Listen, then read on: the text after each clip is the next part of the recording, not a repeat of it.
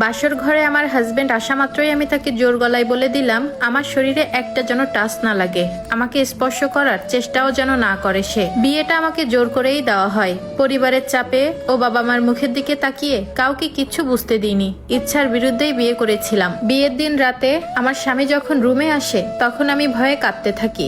এই দৃশ্য দেখে সে ভাবছিল হয়তোবা আমি আমার পরিবারের জন্য কাঁদছি, তখন সে সান্ত্বনা দেয় আমাকে। বিয়ের আগে আমি আমার স্বামীকে কখনো দেখিনি, সামনাসামনি কথা হয়নি, এমনকি ছবিটা পর্যন্ত দেখিনি। বিয়ের দিন রাতে আমি দেখলাম তাকে, সে অনেক মোটা কালো, এটা দেখে আমার আরো মন ভেঙে যায়। আমার স্বামীকে প্রথমবার দেখার পর আমার গা গিরগির করতেছিল, মনে মনে ভাবতেছিলাম আমি ছিলাম কলেজের সবার ক্রাশ, স্কুলের সবচেয়ে সুন্দরী নাম পাওয়া মেয়েটা, আর সেই মেয়েটার কপালে এমন একজন স্বামী জুটবে আমি কখনো কল্পনাও করতে পারিনি। আমি কিছুটা ভয় কাটিয়ে উঠে তাকে স্পষ্ট ভাষায় বলে দিলাম সে যেন আমাকে স্পর্শ না করে, একটু ছোঁয়ার চেষ্টাও যেন না করে। অবাক হলাম, সে কিছু না বলে চুপচাপ ফ্লোরে শুয়ে পড়লো। কেমন যেন একটা খারাপ লাগা কাজ করলো নিজের ভেতরে।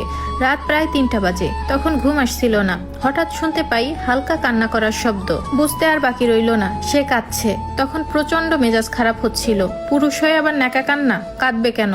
জিজ্ঞাসা করলাম কি সমস্যা, কাঁদছেন কেন? চুপ হয়ে আছে।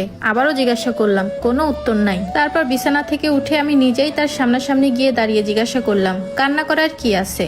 তখন আমার স্বামী উত্তরে বলল, আমি কখনো রিলেশন করার চিন্তাও করি নাই, কারণ আমি জানি আমাকে কেউ পছন্দ করবে না। পরিবার থেকে যখন বারবার মেয়ে দেখতো আর মেয়ে পক্ষ যখন আমাকে দেখে মানা করে দিত তখন আমার খুবই খারাপ লাগতো, অপমান ফিল করতাম। আমার বাবা মাকে আমি অনেকভাবে অনুরোধ করেছি আর যেন মেয়ে না দেখে আমার জন্য, আমি বিয়ে করব না, কিন্তু তারা আমার কোনো কথা শোনেনি।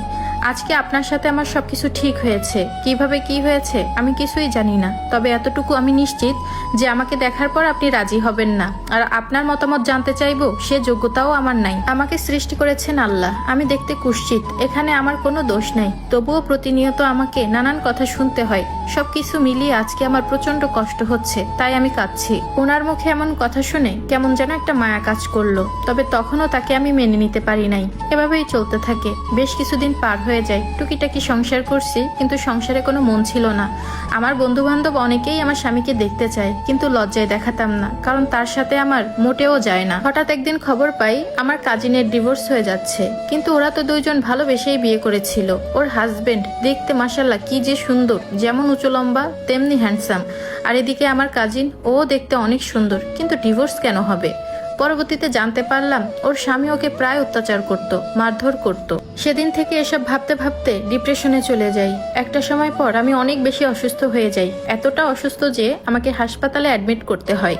যেদিন রাতে আমাকে হাসপাতালে নিয়ে যাওয়া হয় সেদিন পুরো একটা রাত আমার স্বামী না ঘুমিয়ে আমার পাশে বসেছিল।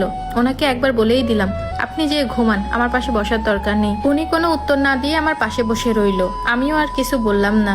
এর মাঝে আমার অক্সিজেন লেভেল অনেক কমে যায়, প্রায় 12 ঘন্টা মৃত্যুর সাথে ফাইট করি। এরপর যখন কিছুটা স্বাভাবিক হই তখন চোখ খুলে দেখি চোখের সামনে সবাইকে পাশে পেয়ে কিছুটা স্বাভাবিক হতে থাকলাম, কিন্তু খেয়াল করলাম আমার স্বামী বাচ্চাদের মতো কাঁদছে। সেই বাসর ঘরে যেভাবে ঠিক কেঁদেছিল। সেদিন প্রথমবারের মতো সে আমাকে স্পর্শ করে, কারণ আমি নিজেই তাকে কাছে আসতে বলি এবং সে বসে থেকেই আমাকে জড়িয়ে ধরে।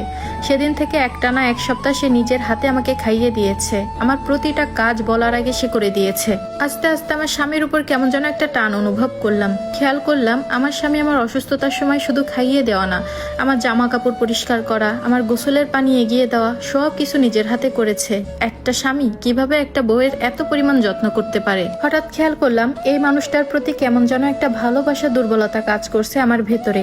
আগে যাকে দেখে ঘৃণা লাগতো, এখন তাকে দেখেই পৃথিবীর সবচেয়ে সুদর্শন পুরুষ লাগে আমার কাছে। সেদিন রাতে আমার হাজবেন্ড যখন আমাকে খাইয়ে দিচ্ছিল তখন তার হাত থেকে প্লেটটা নিয়ে আমি নিজেই খাওয়া শুরু করি। তখন দেখলাম সে কিছুটা মন খারাপ করে নিজেই চলে যাচ্ছে।